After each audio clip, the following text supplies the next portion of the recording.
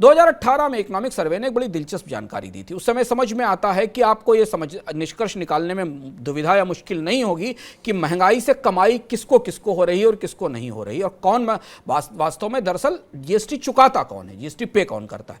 2018 में economic survey ने बताया था शुभम कि कुल जीएसटी रिटर्न भरने वालों की संख्या में 10% हिस्सेदारी रखने वाले टैक्स पेयर टैक्स देनदारी में 85% हिस्सा रखते थे।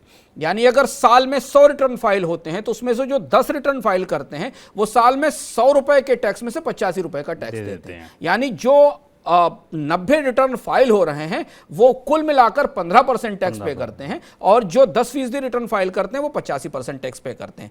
रिटर्न में 90% हिस्सा रखने वाले टैक्स में उनका 15% केवल हिस्सा है, और इसमें छूट से नीचे आने वाले उद्यमी हैं जो केवल जीएसटी का रिटर्न नॉर्मली फाइल करते हैं, कंपोजिशन स्कीम के हैं, और बहुत सारे ऐसे जिनको जीएसटी का कोई रिटर्न नहीं चाहिए होता, उनके पास नंबर है, केवल नॉर्मल रिटर्न फाइल करते हैं।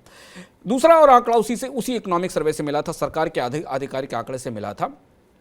जीएसटी के 60% ट्रांजैक्शन, जो मैंने शुरुआत में कहा था उसे हम फिर याद दिलाना चाहते हैं कि जीएसटी एक ट्रांजैक्शनल टैक्स है, और जीएसटी के कीमतें बढ़ने से महंगाई कैसे बढ़ती है इस आंकड़े को आप यहां और समझ सकते हैं कि जीएसटी का 60% ट्रांजैक्शन कंपनियों के बीच है, यानी B2B है, और 10% का ट्रांजैक्शन एक्सपोर्ट पर ओरिएंटेड है, यानी कंपनी अपना एक हिस्सा एक्सपोर्ट करती है। कंपनी और उपभोक्ता के बीच जो डायरेक्ट कंपनी B2C जिसको हम कहते हैं, B2B और B2E, मतलब बिजनेस टू एक्सपोर्टर और बिजनेस टू बिजनेस के अलावा जो तीसरा हिस्सा वो B2C का है, वो 12% के आसपास ट्रांजेक्शन हैं। सिर्फ 12% के ट्रांजेक्शन है जो सीधे कंपनी से कंज्यूमर के बीच होते हैं, यानी उनके बीच में डीलर डिस्ट्रीब्यूटर का नेटवर्क आता है तो वो B2B ट्रांजेक्शन हो गया, और एक डीलर जो एक डिस्ट्रीब्यूटर जो डीलर को दे रहा है वो भी B2B ट्रांजेक्शन हो गया। सीधे कंपनी की तरफ से 12% ट्रांजैक्शन आते हैं। बचे जो इसके बाद 20% ट्रांजैक्शन हैं जो कंपनियां आमतौर पर या टैक्स पेयर रिपोर्ट करते हैं, जिसमें कि उनका खर्च जो बिजली पर होता है, उनका जो खर्च फ्यूल पर होता है, उनका खर्च जो बाकी सेवाओं पर होता है, जिसका उनको इनपुट टैक्स क्रेडिट नहीं मिलता, जो जीएसटी के दायरे में नहीं आते। तो अब यहां इसे समझें कि आप अगर लगातार किसी बड़ी कंपनी के ब्रांडेड स्टोर से सामान खरीद रहे हैं तो भले वो B2C हो जाए, लेकिन अगर अपने आसपास के मॉम एंड पॉप स्टोर से या किसी छोटे दुकान से सामान खरीद रहे हैं तो वो असल में वो B2C ट्रांजैक्शन वो गणना में गिनती में नहीं है। तो इसमें किसी मुगालते की जरूरत नहीं है शुभम। भारत का अधिकांश जीएसटी अब केवल ज्यादातर बड़ी और थोड़ी सी मझोली कंपनियों से आ रहा है।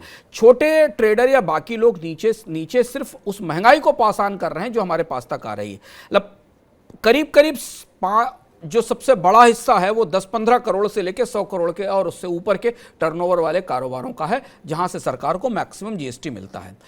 और इसीलिए मैं फिर कहता हूं, इकोनॉमिक्स ये सही बात कहते हैं कि कंपनियां तो सरकार के राजस्व संग्रह का या रेवेन्यू कलेक्शन मशीनरी का इनविजिबल पार्ट हैं, वो सरकार के पूरे राजस्व टैक्स सिस्टम का आदर्श हिस्सा हैं, और वो उपभोक्ता से टैक्स वसूल कर सरकार को देती। पहले ये नहीं हो रहा था क्योंकि इसमें चोरी होती थी, पूरा टैक्स वसूल कर सरकार को नहीं दिया जाता था। अब कंपनियां इस वसूली में कोई चूक नहीं करती, कीमतें बढ़ाने में बिल्कुल नहीं हिचकती, क्योंकि उन्हें वो जितना कीमत बढ़ाकर प्रोडक्ट बेचेंगी, कच्चे माल पर मिलने वाला उतना ही टैक्स का रिफंड उन्हें तेजी से वापस मिलने लगेगा। तो इस व्यवस्था से यह है कि अब उन्हें कोई दिक्कत नहीं होती है, वो तत्काल बिल करती हैं, और इसीलिए बिलिंग से सारा हिस्सा जीएसटी के रिकॉर्ड में आता है। और चूंकि कीमतें बढ़ाने पर कोई पाबंदी नहीं है, भारत में एक नॉन प्रॉफिटेरिंग अथॉरिटी भी बनी हुई है जिसके मुकदमे चल रहे हैं, पर उसके बारे में हमें कुछ पता नहीं चलता कि उसने फैसला किया हो।